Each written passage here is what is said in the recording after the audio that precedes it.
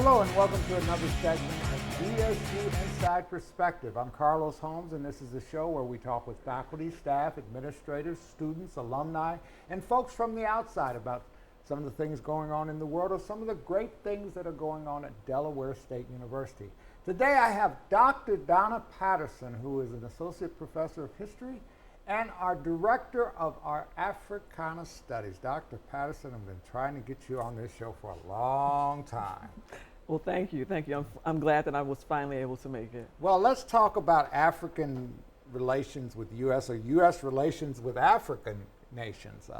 How would you rate our relationship with African nations, our country's relations?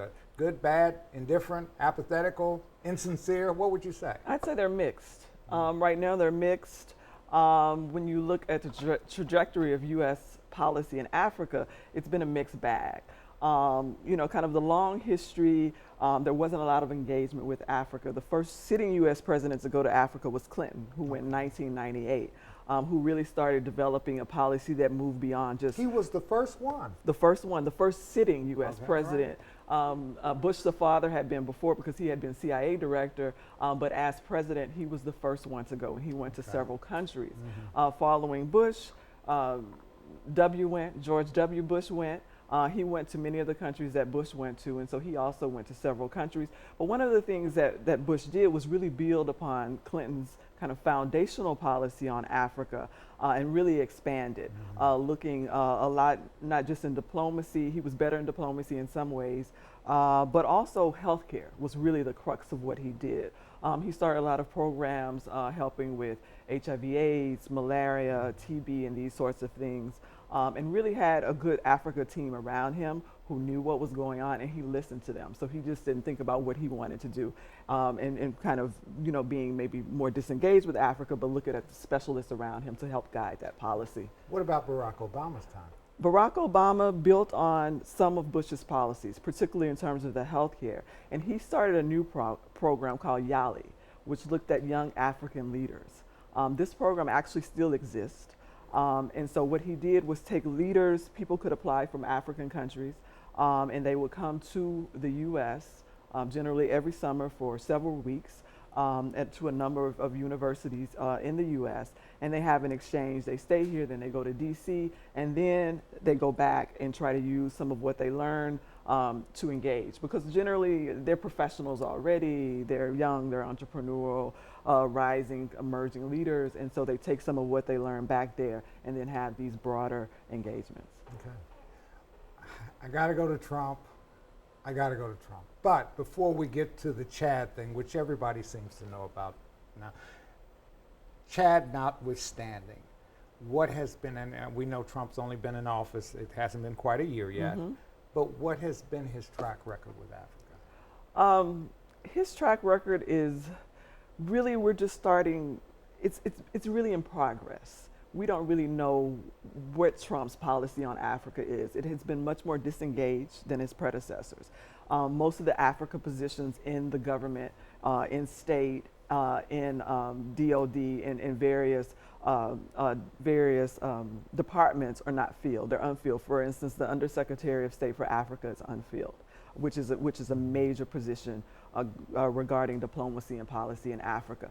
So a number of positions are unfilled. When he initially came in, too, he wanted to defund a lot of the health projects, some that were started by Bush, other health projects that the United States contributed to.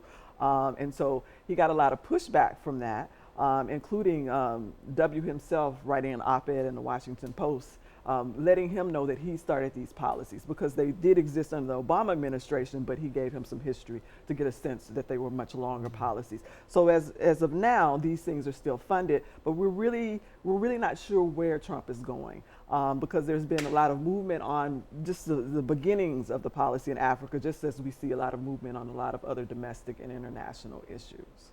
Okay, so now we have this big mystery of the country of Chad's inclusion on this latest travel ban, the executive order of President Donald Trump. Nobody can figure out why, according to the Trump administration, they're not sharing enough information. Okay, give us your perspective on this.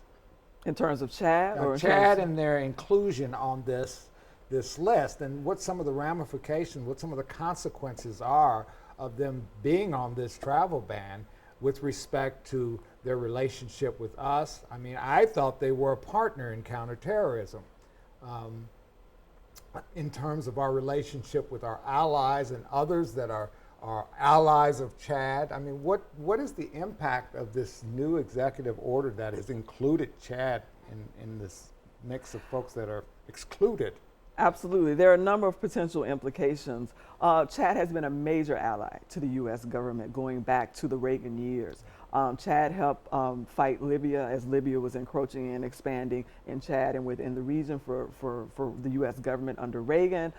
They received support from subsequent presidents, and they've been really the key to the G5 consortium that is fighting in parts of Central and West Africa and the Sahelian region of Africa.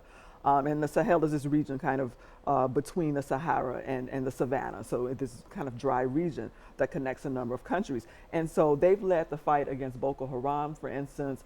They fought other groups, extremist groups in the region. And the seat of G5 is actually in Chad. So they've been a major partner to the U.S., to France, and also to African countries, Niger, Nigeria, and other African countries that are part of this G5. So in terms of the implications, Chad, of course, is not happy about being added to this travel ban. And the implications are, will they continue to offer the military support and put their troops at risk in the ways that they have and continue to share intelligence with the U.S. In particular, and perhaps other countries, given this new development?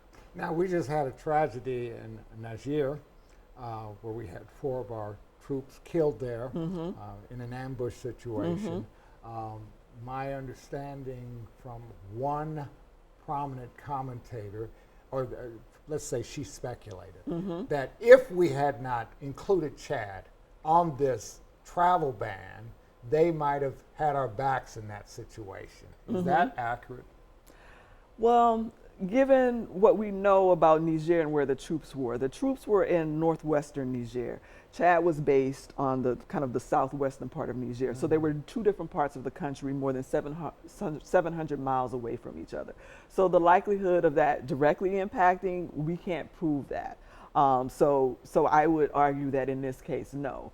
But I think in terms of larger long-term implications, yes. And just the fact that Chad has now moved its troops out of Niger and other parts of Niger, could there be implications for that? So they've redeployed troops to different parts of the region, but then also, as I mentioned earlier, just the long-term impact of this. Just an update on the travel ban. You may have realized that it's stayed right now because a judge in Hawaii for the time being, but we're not sure if the Trump administration will come back with a 4th version of the travel ban. And also, the U.S. government has said that the reason that Chad was added to the travel ban was because they ran out of passport paper. Oh, they've added that excuse. Yes. Sigh. Okay, okay. Thank you for that update, okay. Dr. Patterson, it has been very good to have you on the show. We've got to have you on to talk more about African affairs and our relationship with them. We're glad that you're here at Delaware State University and you're helping us to stay abreast of what's going on in the mother country. Thank you so much for being on my show. Thank you. Thank you for having me. And thank you for joining us for another segment of DSU Inside Perspective. Everyone have a good day.